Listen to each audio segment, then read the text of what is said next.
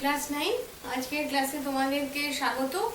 এর আগের ক্লাসে আমরা আলোচনা করেছি HCl এর রাসায়নিক ধর্ম। আজকে আলোচনা করছি নাইট্রিক অ্যাসিডের রাসায়নিক ধর্ম। প্রথমে ক্ষারের সাথে বিক্রিয়া। যে কোনো অ্যাসিড ক্ষারের সাথে বিক্রিয়ায় লবণ ও জল উৎপন্ন করে। নাইট্রিক অ্যাসিড ক্ষারের সাথে বিক্রিয়ায় নাইট্রেট, লবণ আর জল উৎপন্ন হয়। এক এক করে আমরা বিক্রিয়াগুলো দেখে নিই। তাহলে ক্ষারের সাথে বিক্রিয়া,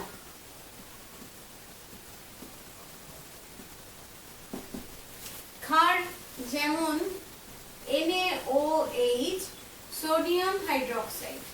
সোডিয়াম হাইড্রোক্সাইডের সাথে HNO3 নাইট্রিক অ্যাসিডের বিক্রিয়ায় উৎপন্ন হবে NaNO3 যোগ H2O, sodium nitrate. Sodium nitrate আর জল উৎপন্ন হবে। MgO প্লাস HNO3 উৎপন্ন হবে MgNO3 whole 2 plus H2O 2. Magnesium nitrate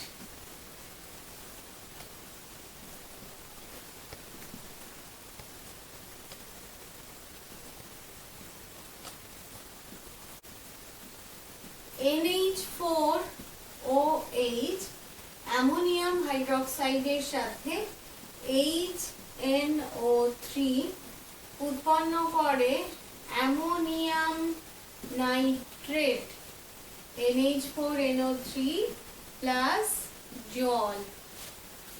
copper oxide CuO plus HNO3 উৎপন্ন হবে CuNO3 whole 2 plus H2O 2.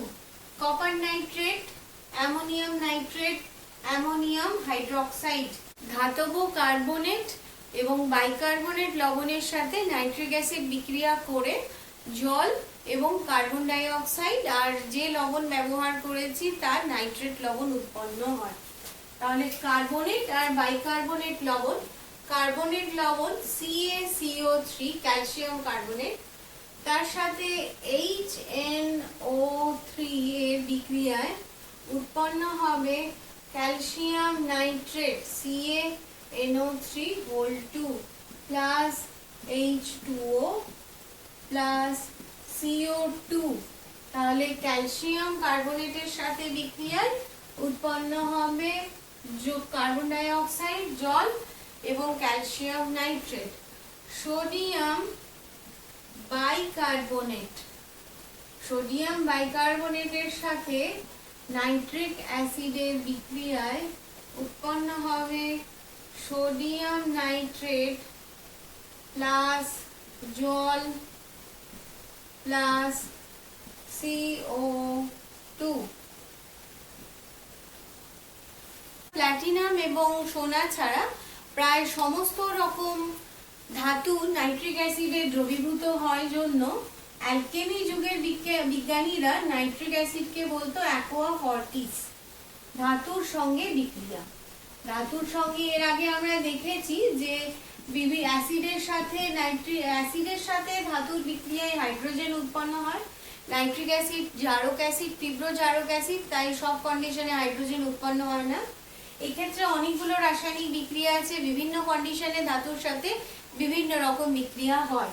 তো আরেকটা নাম আমরা শিখলাম, নাইট্রিক অ্যাসিডকে বলে অ্যাকোয়া ফর্টিস।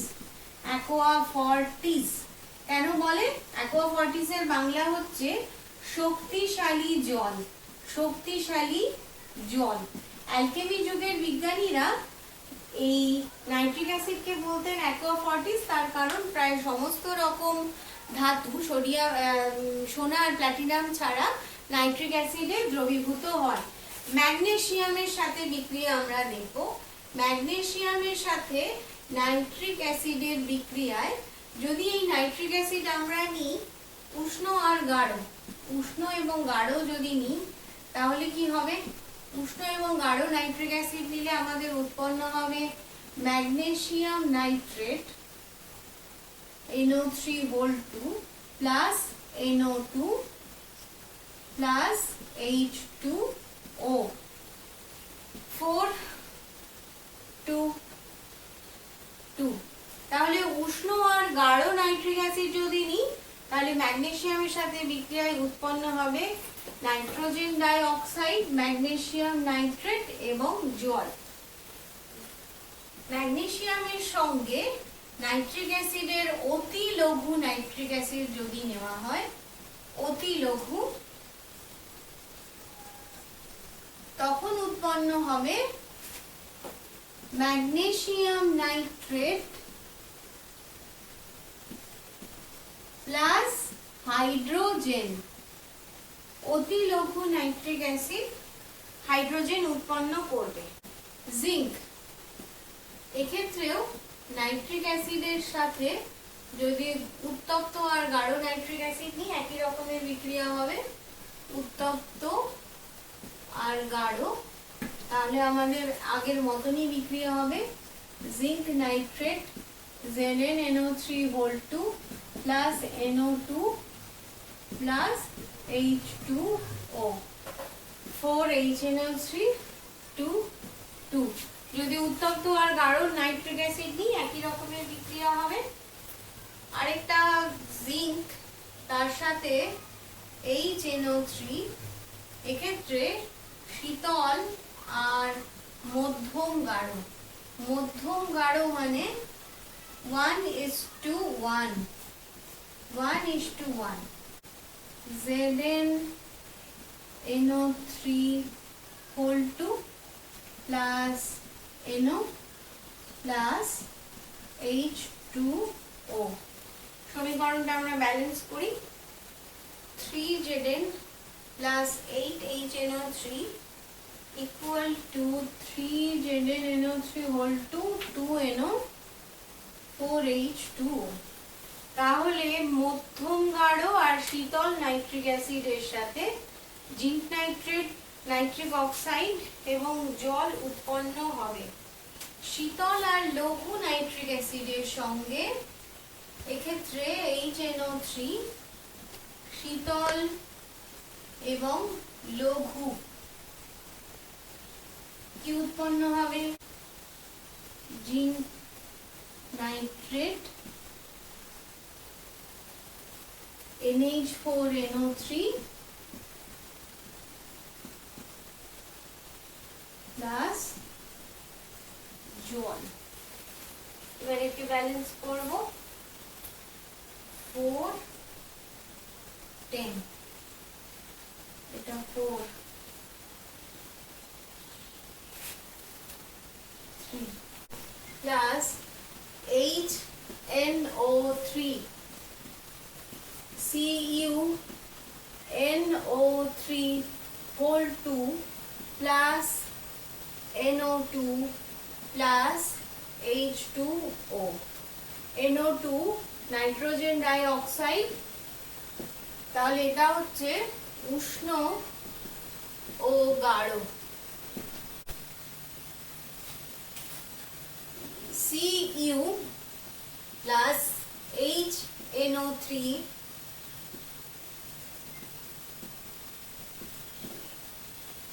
শীতল আর মধ্যম গাঢ় 1:1 CuNO3(2) plus NO plus H2O 3Cu 8HNO3 3CuNO3(2) 2 nitric oxide পেলাম। শীতল, উষ্ণ এবং গাঢ়তে আমরা পেয়েছিলাম নাইট্রোজেন ডাই অক্সাইড, আর শীতল আর মধ্যম গাঢ়তে পেলাম nitric oxide. Cu plus HNO3। এবার শীতল এবং লঘু HNO3 উৎপন্ন হবে CuNO3(2) plus N2O, nitrous oxide plus H2O, 4Cu, 10HNO3, 4CuNO3 whole 2, N2O, 5H2O, nitrous oxide উৎপন্ন হবে। উত্তপ্ত Cu, HNO3 বাষ্প, উত্তপ্ত Cu আর HNO3 বাষ্প উৎপন্ন হবে CuO, copper oxide plus nitrogen plus জল, নাইট্রোজেন প্লাস জল ব্যালেন্স করলে 5 2 5 8। এই বিক্রিয়া থেকে প্রমাণ করা যায় যে নাইট্রিক অ্যাসিডে নাইট্রোজেন আছে। তাহলে এই বিক্রিয়া থেকে প্রমাণ করতে পারবো নাইট্রিক অ্যাসিডে নাইট্রোজেন আছে। এই বিক্রিয়া প্রমাণ করে HNO3 অর্থাৎ নাইট্রিক অ্যাসিডে নাইট্রোজেন আছে। তাপের প্রভাব,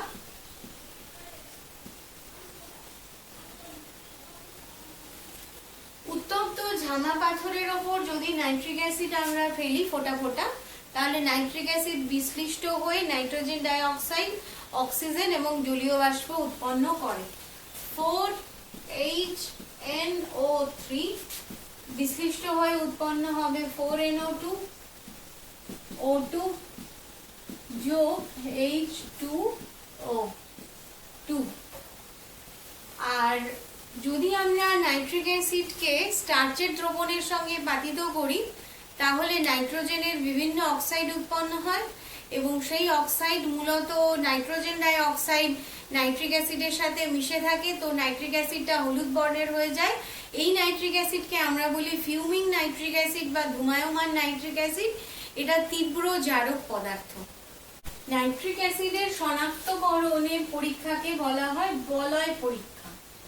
বলয় পরীক্ষা, এটা এমসিকিউতেও আসতে পারে যে নাইট্রিক অ্যাসিডের শনাক্তকরণের পরীক্ষার নাম কি।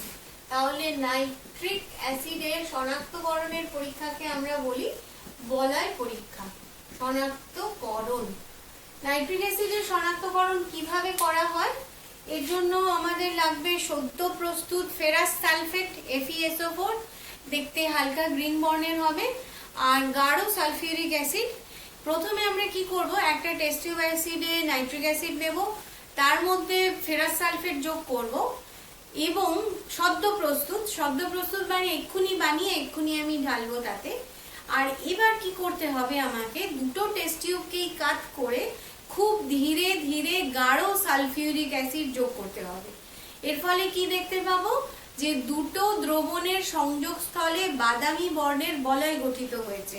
এই জন্য এই বিক্রিয়াটাকে বলা হয় বলয় পরীক্ষা। এবার আমরা সমীকরণগুলোকে দেখে নিই। FeSO4 plus 3H2SO4 plus 2HNO3 কি উৎপন্ন হবে, 3Fe2SO4 whole 3 plus 2NO plus 4H2O। প্রথম ধাপে তাহলে উৎপন্ন হলো ফেরিক সালফেট এবং নাইট্রিক অক্সাইড। দ্বিতীয় ধাপে উৎপন্ন হবে FeSO4 প্লাস NO, FeNOSO4, একে বলা হয় নাইট্রোসো ফেরাস সালফেট। বাদামি বলয় যে গঠিত হয় সে এর কারণেই গঠিত হয়, এটাই বাদামি বলয়। বর্তমানে জানা গেছে যে এর সংকেত FeNO H2O 5SO4, এটা একটা জটিল লবণ, এর কারণে বাদামি বলয় গঠিত হয়। নাইট্রিক অ্যাসিড এবং নাইট্রেট লবণের শনাক্তকরণে বলয় পরীক্ষা ব্যবহার করা হয়। আজকের ক্লাস এই পর্যন্তই। পরের ক্লাসে আমাদের আবার দেখা হবে, সালফিউরিক অ্যাসিডের ধর্ম নিয়ে আলোচনা হবে।